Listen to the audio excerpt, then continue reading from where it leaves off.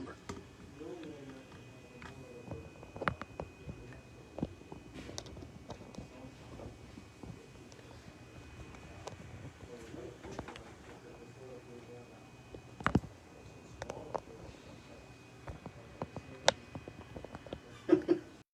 We're in an earthquake here.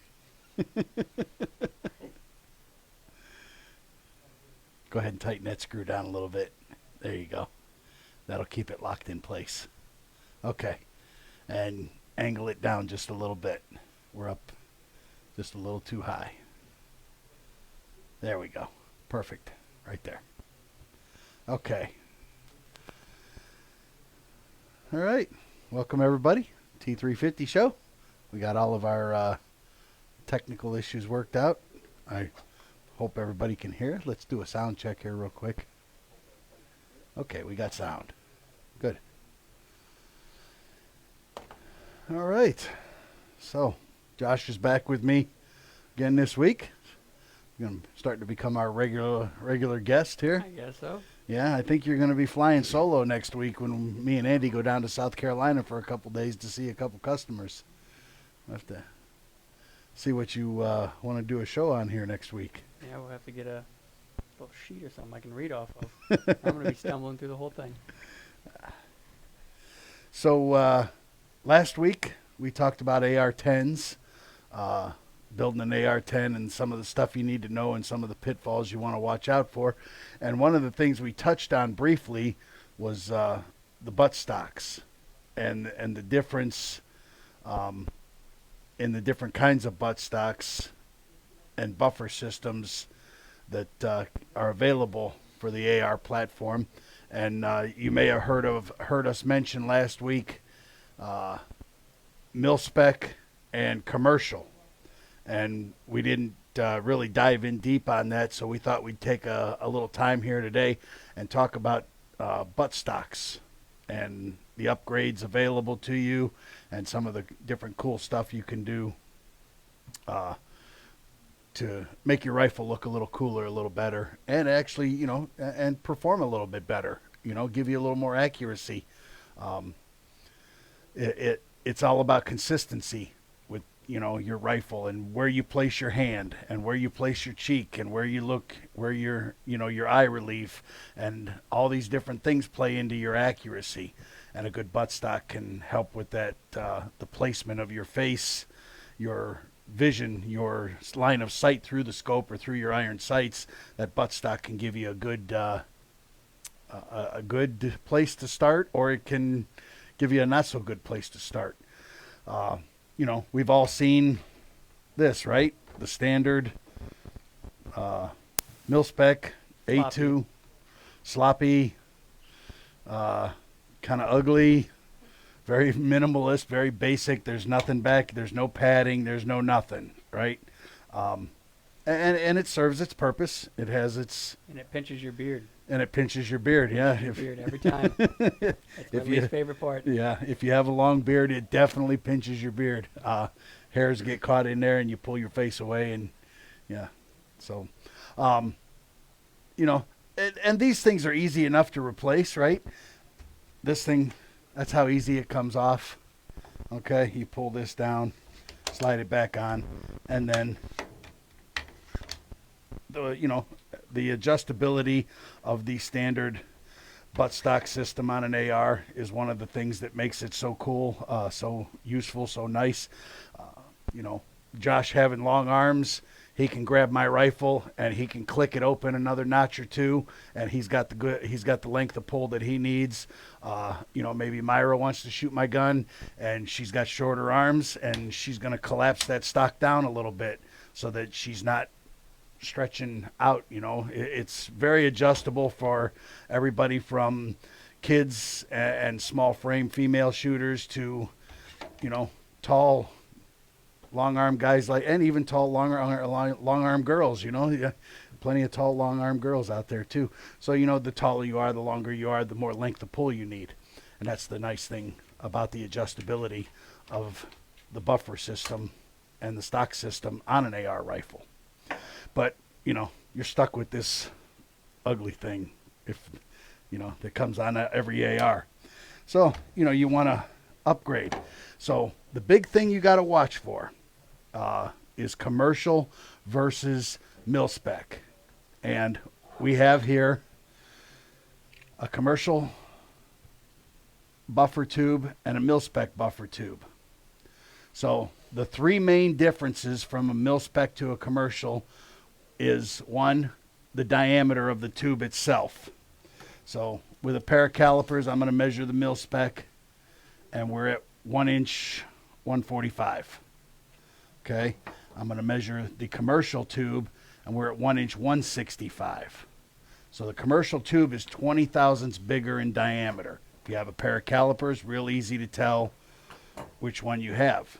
Another quick visual reference is you see, right, one is flat and one is slanted. The slanted is commercial. The flat is mil-spec. Then if you look at the back side of it, you can see the heavy radiuses where the locking tab is machined in versus the very sharp corners on the mil-spec. Okay?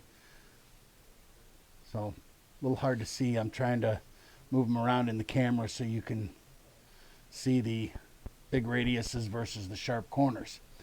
Now, what that means is that a commercial buttstock, being larger and having more clearance in that radial area, is going to go on to a mil-spec tube, but a mil-spec stock is not going to go on to a commercial buffer tube. It is literally impossible. One, the diameter is too big, and two, the radiuses in the corner interfere and will not allow that to go on there. So if you have a mil-spec system, you want to make sure that the stock you're buying, difference is that one is wrong, right? You want to make sure that you're buying the right buttstock. If you have a commercial tube, you want to buy a commercial buttstock. If you have a mil-spec tube, you want to buy a mil-spec buttstock. Or you just buy the entire kit that comes with a new tube and a new end plate, a new castle nut, and you change out the whole system. Comes with a new spring, new buffer, everything. So this is my 350, and what I was going for here when I built this rifle was extremely lightweight, because this is my deer hunting rifle, and I lug this thing around in the woods with me all day. And we do a lot of walking, we do deer drives, we do that kind of thing. So I was looking for really lightweight, and I went with the Mission First Tactical Minimalist buttstock. It's not there's a little bit of rubber pad on the back. There's a sling mount, a sling strap hole, and this thing slides right in place of your mil-spec. You take your mil-spec off, and this thing slides right in place, and it's the wiggle is very minimal. Okay, I hate a wiggly buttstock. Me and Josh were talking before we came in here.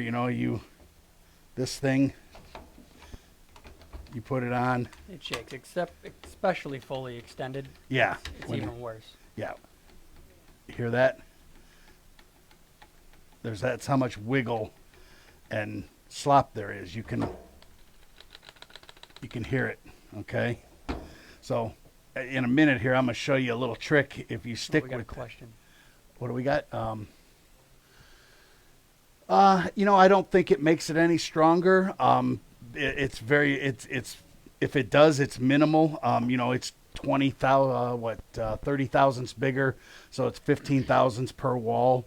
So, obviously it's going to be slightly stronger, and the fact that there's radial corners here does help make it stronger. I would have to say it probably does make it a little stronger. What that equates to in raw numbers, I couldn't tell you. Anytime you have a square corner on thin wall like this, you create what is called a stress riser, and that can be a point of failure. It's a place for it to start a crack, and that's why you'll see a lot of places on rifles, they, even when they're milling pockets and stuff, you know, you put a small, even a 10 thousandths corner radius in there is going to alleviate that stress riser where two sharp corners come together and can cause, under stress, cause a crack to start to form. So my engineering brain tells me that, yeah, the commercial probably is a little bit stronger just from the aspect that it's a little thicker wall and it's got these larger radiuses in here that help prevent stress risers. So to add to that, which do you think is more popular? Do they have a lot of commercial out there? Like if you were going to go and get your General Mill stock, is it going to be in a mil-spec or a commercial? I think I think the most popular is mil-spec. Okay. Yeah, I think most people stick with mil-spec for the interchangeability. Because I know when I was upgrading my A2, my first AR that I ever bought, I was putting the stock on, bought the wrong stock, Right. and then I was like, oh, I might as well just get the buffer tube and upgrade them both. So you switched over to a commercial? Yep, we got commercial for both of them. Okay. Okay. Yeah, I probably, mil-spec is most popular for sure. Yeah, that's kind of what I thought too. That's definitely what I would lean towards, is mil-spec being the most popular. Again, just, the military, everything with the military, and that's why it's called mil-spec, right? It's military specification. It is for interchangeability, right? This gun, my upper receiver breaks or splits or whatever, they want to be able to scrounge the parts off of this gun to fix another gun. That's why everything is so standardized in the M4, M16 world in the military, which translates into the AR-15 world for civilians. Everything is standardized for that interchangeability. So for the most part, everybody's stuff fits everybody else's stuff. A few exceptions to that rule. But for the most part, that's what you're getting with mil-spec, is the interchangeability. In fact, we make parts here for the government. We make trigger assemblies for the 50 cal, and one of their quality control tests is they take 10 of those trigger assemblies and they disassemble them and they put them in a barrel and they mix all the parts up, and then they have to put 10 assemblies back together and they all have to function. They take 10 working assemblies apart, mix all the parts up, put 10 working assemblies back together, and they all have to function. It's all about the interchangeability, getting away from select fit. So, again, like I said, I went with the really lightweight, and these you pull down and and hear that? There's no, and that's very minimal. Very minimal. You might not hear it too well over the audio, but especially in this small room. Yeah. This other one, the mil-spec one, is very. Yeah. This has a very loud. little bit of movement to it, and me and you standing right here can hear it, but Barely. I'd Barely. say it's negligible. yeah, it's negligible. And you don't hear it rattling around. Nope. So, and that was what I was looking for here, was that minimalist look and the lightweight, keeping a rifle under 6.5 pounds with the scope, so that when I'm lugging it through the woods all day, it doesn't get heavy on me. Now, when Josh built his AR-10, he's looking for long range competition shooting. So tell us what you got there, Josh, and why you went with it. I'm gonna have to hold it up. Yeah. Once again, it doesn't really fit in the screen. You want to drop it on the? Yeah, we can do that. It's a little bit big, but it'll stay on there. Custom fit. We're pressing control. Press and control. Okay. There we go. It works. Okay, so this is the Luth AR stock. It is by far one of the most adjustable stocks on the market that I can find, at least. There may be some other brands that simulate the same thing. Yeah, there is. But it has adjustable length of pole. You can adjust up to almost 2 inches. You can adjust this back plate here up and down to fit your shoulder better. This is I think a 3-position butt plate. Then you have the cheek rest. This goes up and down as well. And then this whole stock, they make 2 versions. One version is a fixed, and it looks identical. You can't tell it's fixed. And then there's this one that does move in and out. But there is, to stop the rattle, there's an Allen key that comes with it, and it actually mounts right in the side. And there's 2 set screws that you put in, so there is 0 movement. You couldn't move it if you wanted to. You actually shaking this, you feel more movement between the 2 receivers than you do in the stock. But the problem with that is, obviously, you can't adjust the length with the set screws tightened. Right. So if you want to adjust that, you have to loosen the 2 set screws and move it. Mm-hmm. I adjusted it when I first got it, moved the cheek well where I wanted it to, and I have not touched it since.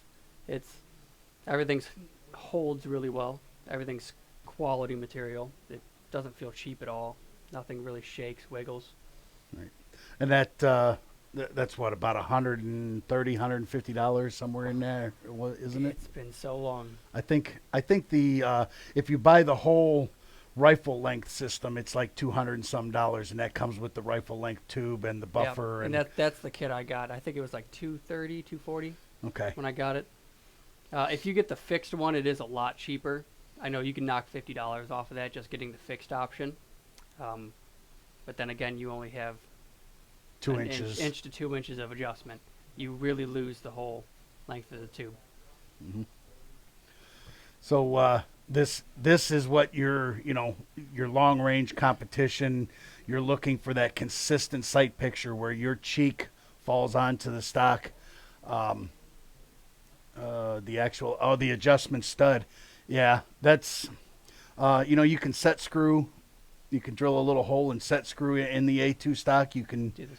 Oh, the stud. Yeah, this Mm-hmm. right there's. Yeah. You have a little bit of play in there as well. You could always drill and tap a small hole I here and actually put saw a set something screw on in. YouTube a long time ago. Some guy actually replaced the spring in there with a stronger spring, so it held it a little tighter. I don't know if it'd probably just be more efficient to get a new stock, but I did see that. Interesting concept. He probably had to knock that little set pin out No and idea. put a new spring in. I was watching a YouTube video and some guy was showing is like he's making a silencer build. He's like, I don't want any noise at all, so he adjusted that. Yeah, thought that and was you kinda could cool. you could drill and tap and put a set screw in here, and lock that down.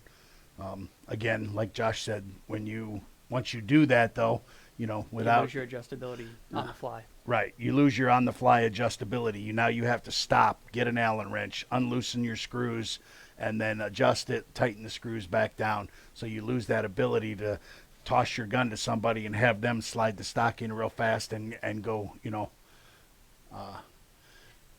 yeah, thanks guys. Yes, it's my birthday. At my age, you try not to acknowledge them anymore. No. So this is, I'll show you another example of a stock I like. I got this one just recently. So this is from Adaptive Tactical.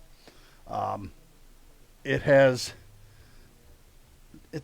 A little bit, a little loose, a little side to side. right? A little side to side. Not And as much up and down. and it's not quite as loud. So it's a little tighter. I'd say about half. half Easily of what a mil-spec is. And it came with this gigantic oversized grip that I thought was really cool. It's actually, it looks a little gaudy, but it's actually very comfortable. It is comfortable. You just It can't is. look at it. Yeah, it's just, It is huge. it's like I an don't know if inch you could too see. long. If I really choke up on there, can you see that? It sticks out about an inch below my hand. Yeah, it's about an inch too long. But it is very comfortable grip.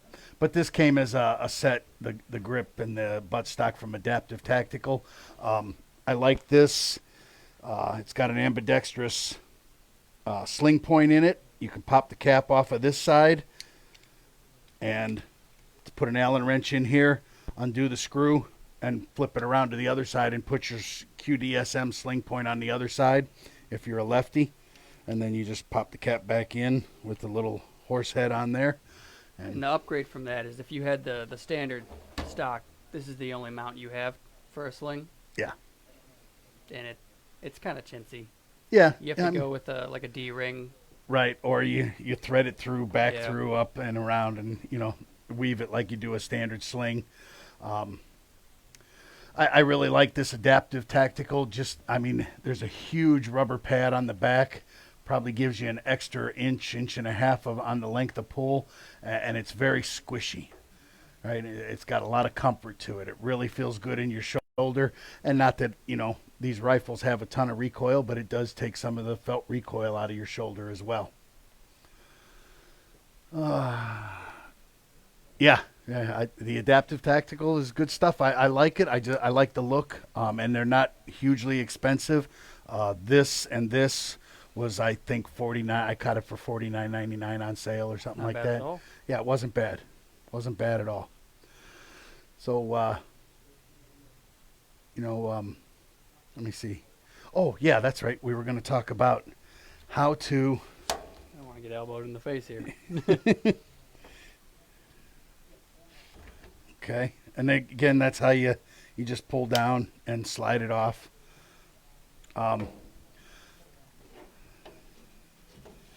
So we're back to our. This one actually, it fits a little bit better on this one. I'm going to put it back on the one that's a little noisier, just because I want to show you the dramatic difference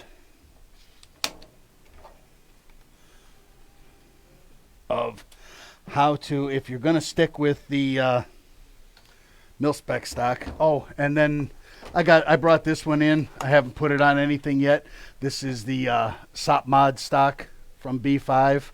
Kind of has that military look to it. This is the non-battery compartment style. Has a little cheek rise built into it. When you get it up on your cheek, it locks into your cheek real nice. Some of these actually come out a little further, and there's a cap right here, and you can slide batteries in there, like AA batteries or AAA batteries, if you have, if that's what your system's using. Some of them come with storage compartments for, your watch batteries for your scope or your red dots or whatever. But these are pretty nice. I like these, and they're relatively inexpensive. It's about $40 or $50, and it mounts just like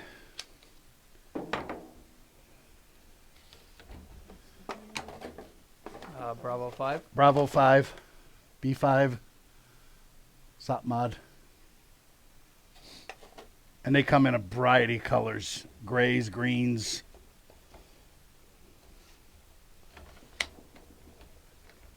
And see, that fits very, very nicely on a mil-spec tube. Hardly any wiggle to it at all. Okay, oh, you know what? We forgot to bring the drill in. I can run and grab that real quick. You want to? Yeah, let me take this off so you guys don't have to listen to the Listen to the awful shop. shop floor noises. You want to grab that drill real quick, and we'll show you how to get rid of the noise. Yeah, I got everything I need right here except for the battery operated drill. So again, we're going back to this. Okay, you can hear that, right? And that's just irritating to me. I can't stand that.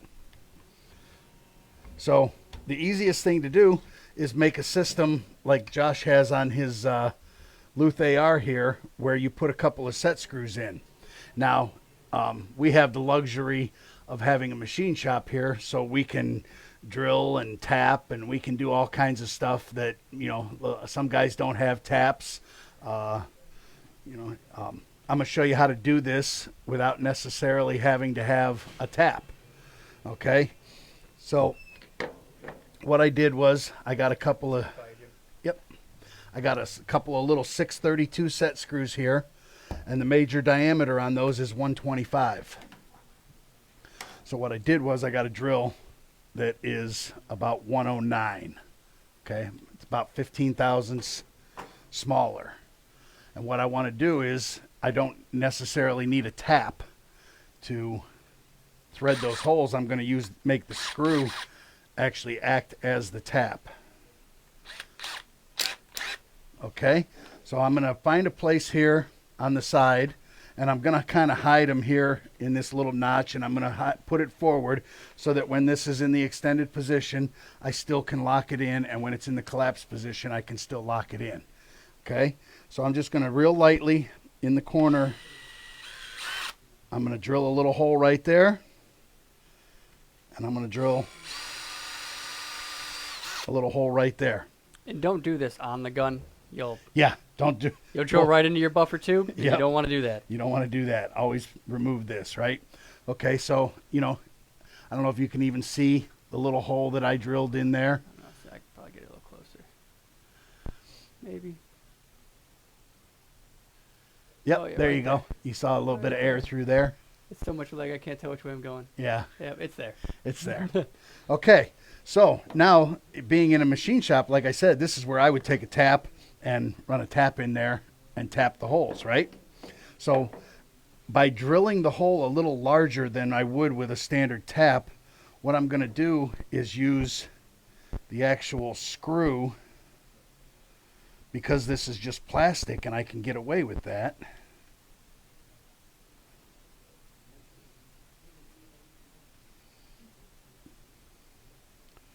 Can actually make the screw become the tap, and I go until that screw pokes all the way through, and then I back it out.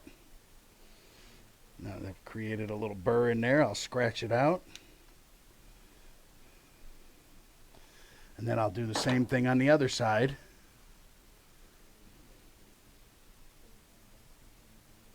And I'll take this, and just using a little bit of force, I'll actually make that thread into that hole and create its own path, if you will. It's creating its own threads as it goes.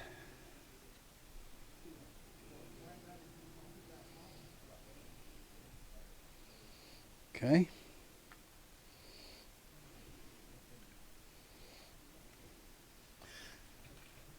Now I'm going to slide that on, and we're going to fully extend it so that it's out in its most rattleable position, right? Hear it? Now I'm going to take these screws. And just snug. You don't have to crank on them. Yeah, you don't have to crank on them.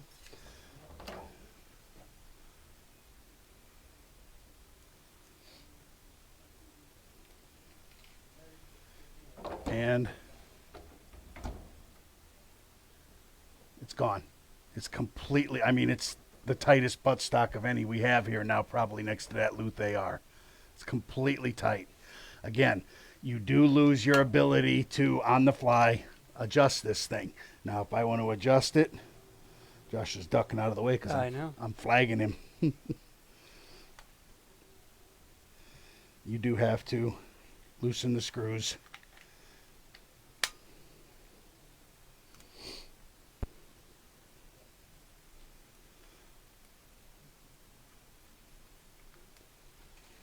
And then adjust it down and then retighten them.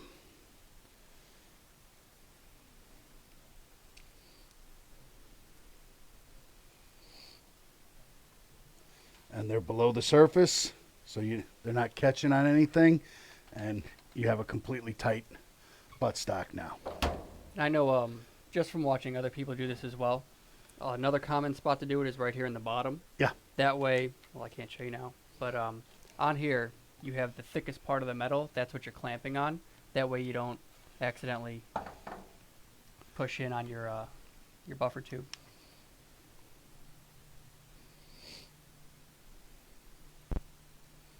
Go ahead. You got to push that one a little forward. There you go. Yep. So right in here. So you're clamping on the same block that it uses for this pin. I haven't had one of these stocks in a while. Forgot how cheap they are. So, Maxwell asked earlier about the rattle, the little bit of rattle that comes with this, and that's where you can, if you wanted to, you could drill a small hole right here and thread another set screw in there and then lock this in place so it doesn't move either. Okay, so there's a little bit of noise created there. You can put a set screw right in the side there and lock this thing down as well. And then your buttstock becomes completely silent. Warm the screw with a lighter. Yeah, sure. That's a good idea too, Russ, right? If you don't have the right side, you have a little bit of a smaller drill and the threads are a little tight to get started, just using the screw as the tap, you can, like Russ said, take a lighter and warm the screw up, and it'll ease right into the plastic a little easier. Don't heat it too much though. Yeah, otherwise it'll just go straight in.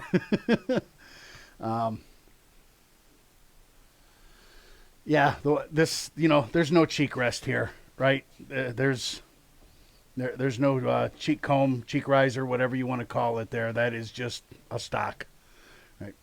And something to put on your shoulder. Yeah, yeah. I like the minimalist stock because the L-shaped, you just hang about anywhere. Yeah, I mean, I really like the minimalist stock.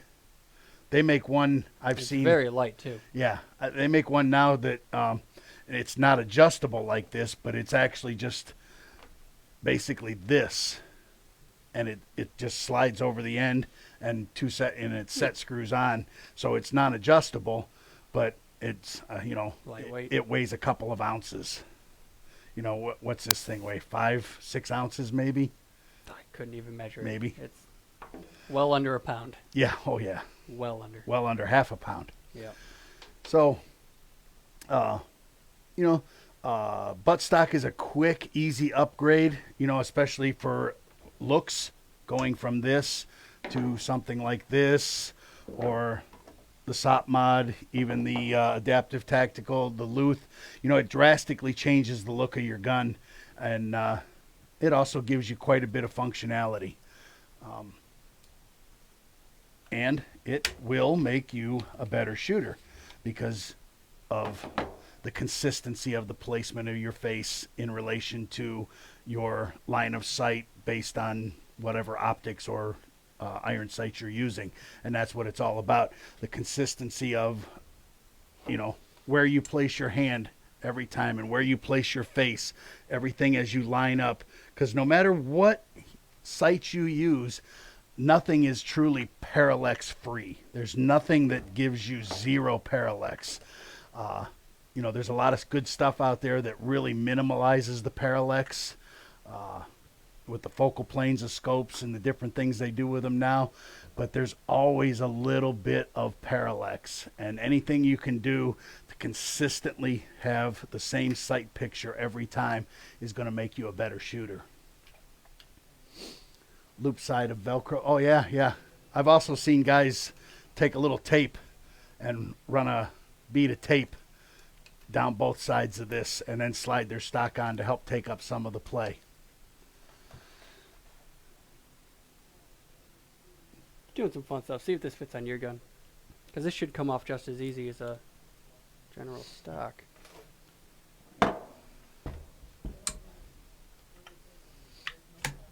Oh, nope, it is pinned somehow. Interesting. It's been so long since I put this on here. I do not remember how it comes off. Yep, no. I guess we're stuck like that. But yeah, that's without the set screw in. I don't know if you can hear it. But it does. It wiggles just as much as a mil-spec. Maybe even a little more. Maybe even a little more. But without that set screw in there, it's very floppy. So the set screw is almost a must when it comes to this if you want to have any kind of repeatability. Yeah. The screw's not hard. I don't know if you saw that off camera. Probably not. But let's see. I'm going to wait till this happens. So this actually clips in right here. So you always have the tool with you. So you don't have to worry about carrying tools on you. I know most people do anyway. But it's kind of range bag. Range bag. That's what your range bag is for. Range bag. Yep. So if you're going to do a buttstock upgrade, obviously make sure you know what kind of buffer tube you have, commercial versus mil-spec, and then do a little research about what you're looking for. You want something that's going to give you some good cheek weld. You want something that's going to fit good and feel good in the pocket of your shoulder and help minimize felt recoil if at all possible. And you also want something that looks cool. Yeah. right? I think comfort is one of the highest Yeah, things to look for. Right. Because if something doesn't feel right, there's already something bugging you. It's going to throw you off. and these things ain't. They are not. They are not comfortable. They're not comfortable. They're versatile. They're functional. They're not. Yeah, comfortable. that's all they're functional. Functional is a good way to put it. Yeah, they're functional. And they're inexpensive. That's why they come stock on your standard off-the-shelf ARs. So, do a little research. Again, you'll hear me say, do a little research, do a little research. If you're new to the AR world, research is your friend because there's just so much out there and there's so much to learn and so much to know. YouTube, there's a bunch of good Facebook groups. You can always join the architect group on BYOAR. A lot of good guys in there that are going to tell you, give you good information and good help without belittling you and making you feel like you're dumb because you don't know something, right? We all didn't know this stuff at one time or another. I did not come out of the womb knowing everything there is to know about an AR-15 or about guns in general, There's right? still a lot I don't know about Right? AR-15s. There's still a lot of stuff I learned. And I've built a few. Yeah, right? And, we just, we get so wrapped up in our stuff, even our careers as being a machinist, and a new guy comes in on the floor and we're like, oh, what do you mean? This is all you got to do. Well, I've learned that over 30 years, and a new guy doesn't know that. And it's our job to take them under our wings and teach them and guide them and make sure that they know the good stuff so that they can pass it on to somebody else. So, yeah, we're right on time. Good timing. So, Buttstocks, remember, commercial versus mil-spec. Do a little research. Again, if you got buddies, I'm sure if you got buddies that have ARs, every one of them has a different buttstock on their rifle. Hey, let me shoot your rifle. Let me see what that feels like. And try a bunch of different things and see what feels comfortable to you, what you like, and what looks cool. And then upgrade your buttstock. It's one of the simplest mods, in my opinion. It is. It's a very simple modification. Especially if you go with the mil-spec. It's plug and play. Yeah, yeah. So Josh is probably going to be in here next week by himself. We'll have to figure out what he's going to do while Andy and I are visiting some customers down in South Carolina. And we'll see you guys all next week. Remember, you don't have to be an expert to build your own AR, to upgrade it or maintain it. We're here to help you do that. I don't want to miss any questions here. Furniture upgrades are the easiest upgrades. Yeah, the modification bug bites hard. It does. You look, I got a bad lever on here, and I want to get an ambidextrous safety, and I've got an extended latch charging handle, and so these little. And that's why I built mine from the ground up. At least my second one, because I upgraded my first A2 kit, and it was just more expensive doing it that way than it was if I just had built it with it in the first place. Right. You spent that $700-800 on a rifle, and then you put another $200-300-400 into it, where if you had just spent the $700 or $800 up front on what you wanted and built it yourself, you could have got what you wanted right off the rip. And then you could say you built it. And you say you built it. So we'll see you guys next week, and thanks for joining us. Making sure I didn't miss any questions. So, David and Michael Sanker, we got our torque wrenches in yesterday, and your rifle build toolkits went out today. So look for those coming UPS in the next day or two. Okay, we'll see you guys all next week. Thanks.